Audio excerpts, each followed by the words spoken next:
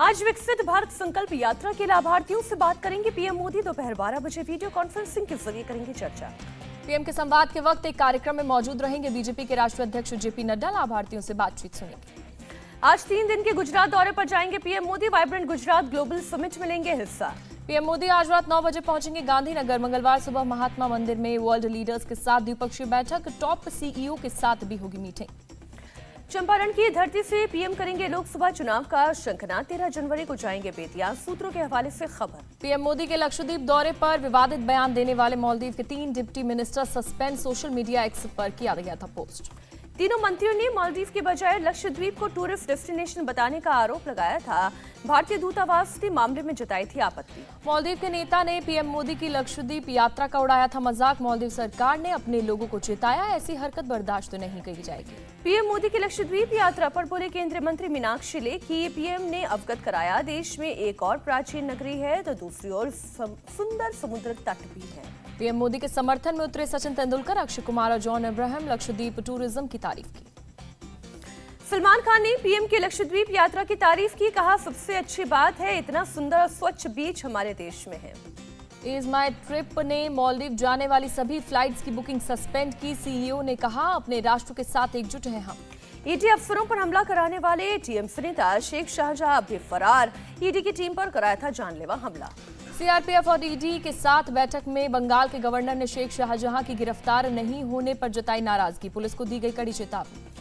बंगाल में राशन घोटाले में गिरफ्तार टीएमसी नेताओं पर ईडी का बड़ा खुलासा। शंकर आध्या अब तक देश के बाहर भेज चुका है 20,000 करोड़। शंकर आध्या को कोर्ट में पेशी के दौरान ईडी के वकील ने किया दावा। कहा, उसके भारत बांग्लादेश की सीमा पर 90 फॉरेन एक्सचेंज है। अधीर रंजन ने ईडी को बताया इडियट। कहा, शाहजहां शेख के खिलाफ लुकआउट नोटिस का कोई मतलब नहीं है। झारखंड बीजेपी के नेता बाबूलाल मरांडी ने भी जताई आशंका। कहा, झारखंड में भी ईडी के लोगों पर हो सकता है अटैक। सीट शेयरिंग पर कांग्रेस और आम आदमी पार्टी के बीच आज होगी अहम बैठक। कांग्रेस नेता सलमान खुर्शीद ने दी जानकारी। बैठक में आम आदमी पार्टी की ओर से सांसद संदीप पाठक, आतिशी और सौरभ भारद्वाज होंगे शामिल। दोपहर 12:30 बजे मुकुल वासनिक के घर होगी चर्चा। आरजेडी नेताओं के साथ कांग्रेस एडवाइजरी कमेटी की बैठक। सीट शेयरिंग समेत कई मुद्दों पर हुई चर्चा। बैठक के बाद बोले कांग्रेस नेता सलमान खुर्शीद, आरजेडी ने कोई प्रस्ताव नहीं रखा। यूपी में सीट बंटवारे को लेकर समाजवादी पार्टी ने शुरू किया मंथन। अखिलेश यादव आज से पार्टी नेताओं के साथ करेंगे चर्चा। एसपी चीफ अखिलेश ने मायावती के बयान से किया किनारा। कहा, बेकार की बातें ना करें, बीजेपी सत्ता से जा रही है। अखिलेश यादव पर मायावती का पलटवार। कहा, बीजेपी को बढ़ाने और उनसे मेल जोल पर अखिलेश का दामन दागदार। एसपी सांसद डिंपल यादव की दो टूक, बीजेपी को सरकार बनाने से समाजवादी पार्टी ही रोक सकती है।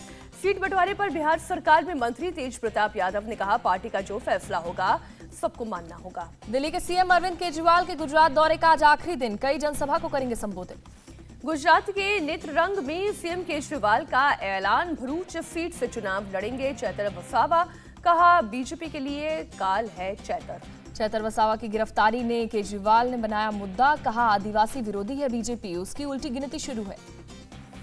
मैं भी केजरीवाल जनसंवाद प्रोग्राम में बोले दिल्ली के मंत्री सौरभ भारद्वाज। दिल्ली की जनता चाहती है केजरीवाल ही सरकार चलाएं। दिल्ली की मंत्री आतिशी बोली, केजरीवाल का मुकाबला नहीं कर सकती है बीजेपी, इसलिए झूठे केस में फंसा रही है। दिल्ली में 9 जनवरी को एमवीए की बैठक। कांग्रेस उद्धव और शरद गुट के बीच होगी सीट शेयरिंग पर बात। कांग्रेस चीफ के बयान पर बोली एनसीपी सांसद सुप्रिया सूले, हर पार्टी हर सीट पर लड़ना चाहती है, बातचीत से होगा सीट का बंटवारा। खड़गे के बचाव में बोले कांग्रेस नेता संदीप दीक्षित, सुबह पार्टी को सभी सीटों पर चुनाव लड़ने की तैयारी करनी चाहिए। खड़गे के बयान पर बीएसपी ने ली चुटकी। मलूक नागर ने कहा, बीजेपी ने यूं ही घमंडिया गठबंधन नाम नहीं दिया है। कांग्रेस नेता मिलिंद देवड़ा ने उद्धव गुट के फैसले पर जताया एतराज। उद्धव गुट ने दक्षिण मुंबई सीट से अरविंद सावंत को बनाया है उम्मीदवार। मिलिंद देवड़ा ने कहा, हम किसी लहर में जीत कर नहीं आए हैं, 50 साल से दक्षिण मुंबई की सेवा कर रहा है देवड़ा परिवार। अजीत पवार ने एनसीपी चीफ शरद पवार पर निशाना साधा। कहा, कुछ लोग 84 साल के हो गए हैं फिर भी रिटायर नहीं हो रहे हैं। अजित पवार का दावा, नरेंद्र मोदी को तीसरी बार बनाएंगे पीएम, देश की भलाई के लिए मिलकर करेंगे काम। सीएम शिंदे के बेटे श्रीकांत शिंदे के खिलाफ रैली करेंगे उद्धव ठाकरे। 13 जनवरी को कल्याण लोकसभा सीट का करेंगे दौरा। उद्धव ठाकरे ने भरी हुंकार। कहा, दम है तो लोकसभा के साथ साथ विधानसभा और नगरपालिका भी चुनाव करवाएं। इंडी अलायंस के संयोजक पर बीजेपी सांसद रविशंकर प्रसाद का तंज। इनकी नौटंकी चलने दीजिए। बीजेपी नेता तरुण चुग का तंज। इंडिया अलायंस में सभी के अपने दावे हैं, देश को एक कमजोर सरकार देना चाहते हैं। ओडिशा कांग्रेस इंचार्ज अजय कुमार का आरोप, बीजेडी और बीजेपी दोनों एक हैं, दोनों में आपसी साठगांठ है। बंगाल के हुगली में बीजेपी की बाइक रैली रोकने पर तनाव, बिना परमिशन सुकांत ने निकाली थी रैली। टीएमसी के राष्ट्रीय महासचिव अभिषेक बनर्जी का दावा, पार्टी में कोई मतभेद नहीं है। बंगाल में टीएमसी ने रार पर बोले अभिषेक बनर्जी, कहा मैंने उम्र कम होने पर क्षमता कम होने की बात कही, लेकिन ममता के नेतृत्व में टीएमसी एकजुट है, बोले मैं पार्टी का वफादार सिपाही। अयोध्या में आज से शुरू होगी रामकथा, 22 जनवरी की प्राण प्रतिष्ठा को लेकर सांस्कृतिक कार्यक्रमों का सिलसिला भी होगा शुरू। अयोध्या के सूर्य कुंड में लेजर शो का किया गया आयोजन, रात में दिखा खूबसूरत नजारा। रोशनी से जगमगाया पूरा इलाका, लेजर शो देखने के लिए लोगों की भीड़ जुटी। राम मंदिर प्राण प्रतिष्ठा में निमंत्रण के सवाल पर बोले अखिलेश यादव, भगवान सबको बुलाते हैं, बुलावा आएगा तो जाएंगे। 15 जनवरी को रामलला के दर्शन करने जाएंगे, कांग्रेस नेता यूपी कांग्रेस इंचार्ज अविनाश पांडे ने दी जानकारी। यूबीटी चीफ उद्धव ठाकरे का बयान, ये सुखद संयोग है, राम मंदिर बन रहा है, देश में सत्ता बदलने वाली है, राम राज्य आने वाला है। एआईयूडीएफ चीफ बदरुद्दीन अजमल पर गिरिराज सिंह का निशाना, ऐसे लोग समाज को बांटते हैं। राम मंदिर के सवाल पर बोले लालू यादव के बेटे तेज प्रताप यादव, हम कृष्ण के भक्त हैं, वृंदावन जाते हैं। बिहार के शिक्षा मंत्री चंद्रशेखर का फिर से विवादित बयान, एक बयान के समर्थन में कहा मंदिर का रास्ता गुलामी का रास्ता होता है। उत्तराखंड के सीएम का ऐलान, उत्तराखंड के लोगों के लिए अयोध्या में बनवाएंगे गेस्ट हाउस। नोएडा की गार्डनिया गैलरी सोसाइटी में वितरित किए गए अयोध्या से आए अक्षत, करीब 1000 घरों तक पहुंचाया गया निमंत्रण। सोसाइटी के निवासियों ने भव्य शोभा यात्रा के साथ किया अक्षत निमंत्रण कलश का स्वागत। 22 जनवरी को भव्य दीपोत्सव की भी तैयारी। मिल्कियत बानो केस के दोषियों की रिहाई के मामले में आज फैसला सुनाएगा सुप्रीम कोर्ट, गुनहगार वापस जेल जाएंगे या नहीं, होगा फैसला। आगरा की जामा मस्जिद को लेकर आज कोर्ट में होगी सुनवाई, याचिका में सीडीओ में भगवान केशव देव मंदिर के विग्रह दबे होने की जांच की मांग।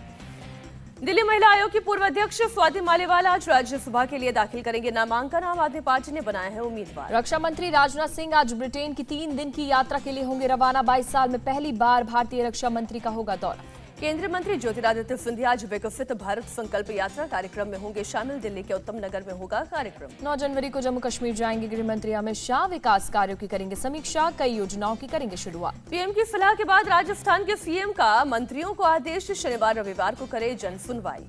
सुबह सपा चीफ ओम प्रकाश राजभर की मांग, यूपी समेत पूरे देश में बैन हो शराब, गरीबों की दुर्गति का है सबसे बड़ा कारण। एसपी चीफ अखिलेश यादव ने बीजेपी को किसान विरोधी बताया, कहा एक बोरी यूरिया में वजन घटाकर 40 किलो कर दिया। कांग्रेस नेता प्रताप सिंह खाचरियावास बोले हमने अटल सेवा केंद्र का नाम नहीं बदला था क्योंकि हम उनका सम्मान करते हैं। पिपरी चिंचवाड़ में टोल कर्मियों को राज ठाकरे ने दी धमकी, कहा सुधर जाओ नहीं तो मनसी स्टाइल में बम्बू से तोड़ेंगे। पीडीपी चीफ महबूबा मुफ्ती का आरोप, मोदी सरकार ने जम्मू कश्मीर की जनता को मिलिटेंट बना दिया है, बेवजह जेल में डाला जा रहा है। दिल्ली एनसीआर में बिगड़ सकता है मौसम, आज और कल दिल्ली एनसीआर में बारिश का अलर्ट, यूपी एमपी समेत 8 राज्यों में बारिश के आसार। दिल्ली में शीतलहर का प्रकोप जारी, लोग ठंड से बचने के लिए रैन बसेरों का ले रहे हैं सहारा। दिल्ली के लोधी रोड में रैन बसेरे में भी रह रहे हैं लोग, ठंड से बचने के लिए ले रहे हैं सहारा। दिल्ली में कपकपाती ठंड से जनजीवन बेहाल, लोग अलाव का ले रहे हैं सहारा। दिल्ली में गणतंत्र दिवस परेड की रिहर्सल, कर्तव्य पथ पर जवानों ने की कदम ताल। दिल्ली के कई इलाकों में आज सुबह छाया घना कोहरा, कई इलाकों में दिखी कोहरे की चादर। कानपुर में सर्दी का सितम, कई इलाकों में सुबह छाया रहा कोहरा। बढ़ती ठंड की वजह से पंजाब सरकार का फैसला, 8 से 14 जनवरी तक सभी स्कूल रहेंगे बंद। चेन्नई के कई इलाकों में बीती रात हुई तेज बारिश, जगह जगह जल भराव से लोग हुए परेशान। बारिश की वजह से सड़क यातायात प्रभावित, गाड़ियों की थमी रफ्तार। तमिलनाडु के नागपट्टनम में भी सुबह हुई बारिश, जगह जगह हुआ जल जमाव।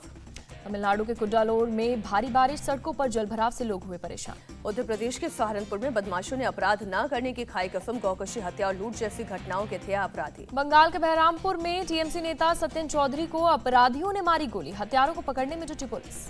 पंजाब के फिरोजपुर में पाकिस्तान की साजिश नाकाम, मेड इन चाइना ड्रोन को किया ध्वस्त। मुंबई के बोरीवली में एक गेस्ट हाउस पर एटीएस का छापा, 6 लोग गिरफ्तार, हथियार और चिली पाउडर बरामद। शामली में 400 साल पुराने किले में युवक ने पढ़ी नमाज, माहौल बिगाड़ने की कोशिश में पुलिस ने गिरफ्तार कर भेजा जेल। किले के खंडर में नमाज पढ़ने का वीडियो सोशल मीडिया पर हुआ था वायरल, आपत्तिजनक टिप्पणी करने के मामले में हिंदू संगठनों ने जताया था विरोध। एसपी के मुताबिक सिर्फ माहौल बिगाड़ने को लेकर पढ़ी गई नमाज, सख्त से सख्त कार्रवाई करने का आदेश। हरियाणा के फरीदाबाद में थर्माकोल फैक्ट्री में लगी भीषण आग, धू धू कर उठी आग की लपटें।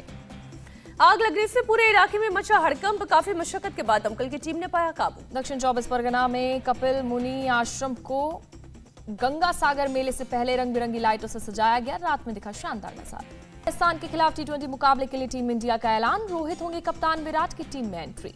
भारत और साउथ अफ्रीका के बीच तीसरा टेस्ट नहीं होने से डिविलियर्स नाखुश, बोले टेस्ट को खत्म कर रहा है टी20 क्रिकेट। ऑस्ट्रेलिया विमेंस टीम ने दूसरे टी20 में भारत को 6 विकेट से हराया। 3 मैच की सीरीज में 1-1 से की बराबरी।